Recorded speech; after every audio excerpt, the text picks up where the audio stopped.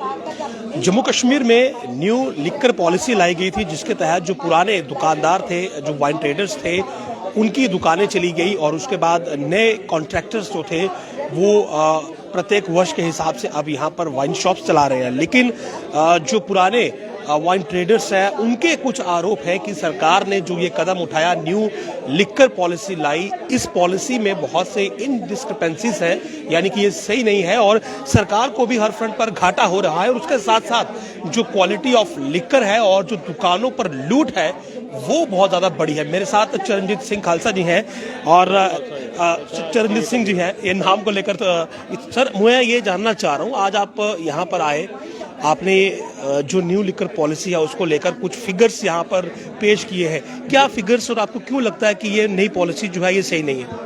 देखें ये सही कैसे होगी। देखें जो पॉलिसीज होती हैं गवर्नमेंट की वो एक पब्लिक के लिए भी होती हैं, स्टेक होल्डर्स के लिए भी होती हैं। पॉलिसी का मतलब ये है कि स्मूथ सिस्टम। स्मूथ ये नहीं है कि एक बड़े आदमी को आप खुलेआम धांधली करने दें। और आज ओवरचार्ज आप ही बोल रहे हैं ना कि ओवरचार्ज हो रहा है। आप बताओ हमारे ज़माने में ओवरचार्ज था? बिल्कुल नहीं था। अगर कहीं पे एक आध रुपया कोई सेल्समैन लेता भी था तो उसके ऊपर भी बड़ा पनिश किया जाता था हमें। और आज ऐसा नहीं है। आज आप देखें पूरे तरीके से लिबरल किया गया। पहले देखें 10% मार्जिन था हमारे पास, 10% मार्जिन में भी हम रेवेन्यू कम्पीट करते थे। आज वो नहीं है। आज पहले 10 चला, फिर 15 चला। ये इनडायरेक्टली तो बेनिफिट जो है वो ठेकेदारों को जा, आज 20% पे आ रहा है। और शोर डाल दिया कि दुकानें घाटे में चली गई। कोई घाटे में दुकान नहीं गई और खूब लूटा अगर जम्मू को, तो दुकानें कैसे घाटी? ठेकेदार तो कह रहे हैं कि फायदा कुछ नहीं हुआ। नहीं तो फिर फायदा कैसे नहीं हुआ? अभी आप, मैं गिन के दे देता हूँ।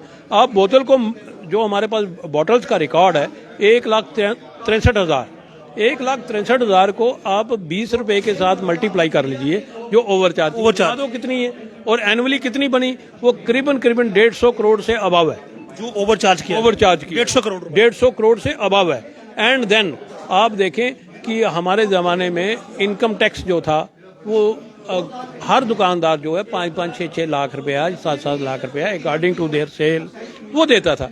आज इन्होंने घाटा शो कर दिया, वो इनकम टैक्स को भी चूना है।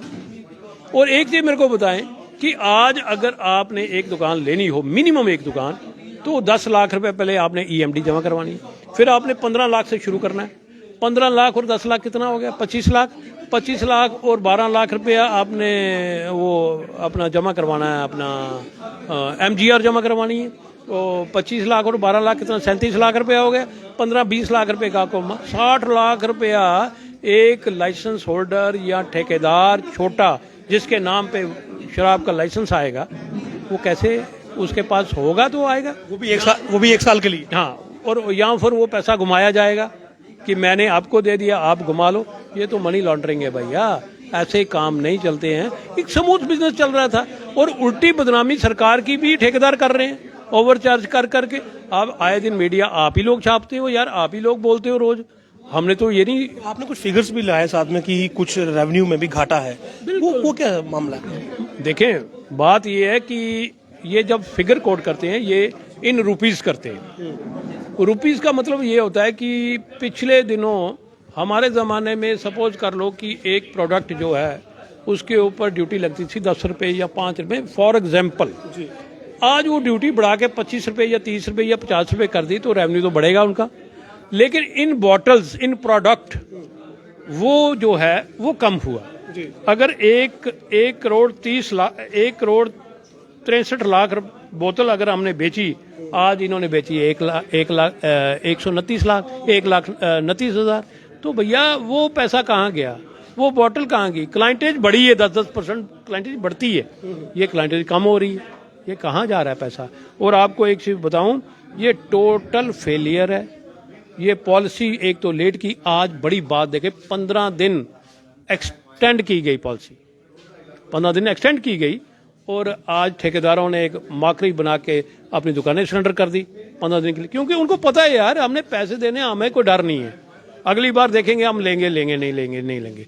तो क्योंकि ये आज जो दुकानें खुली हैं आप उन पे जाके चेक कर लीजिए, वो आज क्या हो रहा है। लिकर की क्वालिटी को लेकर भी बहुत सवाल होते हैं। ऑब्वियसली कम हुई है। और एक चीज और बताऊं, एक प्रोडक्ट ऐसा था कि 20 ml कम चली उसमें दारू। बाद में जब मीडिया की तरफ से शोर पड़ा या किसी ने बताया तो गवर्नमेंट ने उनको 1 करोड़ 9 लाख या 6 लाख या 5 लाख फाइन किया और उसके बाद वही शराब को परमिट कर दिया अपना फॉर सेल।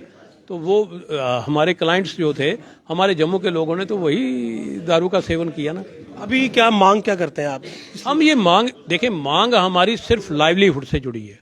मांग हम ट्रेड की इसलिए कर रहे हैं कि हमारे लोग कोई और काम करने के काबिल नहीं है। जो लोगों ने आज छोटे मोटे काम खोले वो भी रह गए। 5-5, 7-7, 8-8 लाख रुपए जो उनके पास था वो भी उजाड़ के बैठ गए। तो हमारी रिक्वेस्ट है, ऐसा नहीं है, मुझे आज भी यकीन है कि गवर्नमेंट में ऐसे लोग हैं और मैं जानता हूं उन लोगों को, वो करना चाहते हैं लेकिन उनकी बेबसी मुझे नहीं दिखती।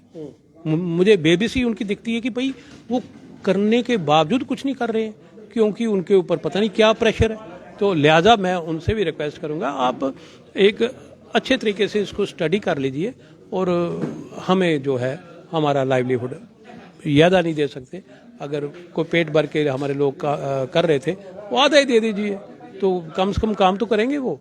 तो आपकी डिफेम भी नहीं होगी। गवर्नमेंट एक सिस्टम से चलेगा, जो गवर्नमेंट प्रेस्क्राइब करेगी उसी रेट पे ये सारा प्रोडक्ट। शुक्रिया। तो देखिए, इनका ये कहना है कि जो इनका लाइवलीहुड है, यानी कि जो ये अपना जीवन गुजर बसर कर रहे थे जिस प्रकार से, वो मौका इन्हें दोबारा से मिलना चाहिए क्योंकि जो न्यू लिकर पॉलिसी है उसमें 60 लाख रुपए जो है वो मिनिमम एक व्यक्ति के पास हो तभी उसे 1 साल का लाइसेंस मिल सकता है।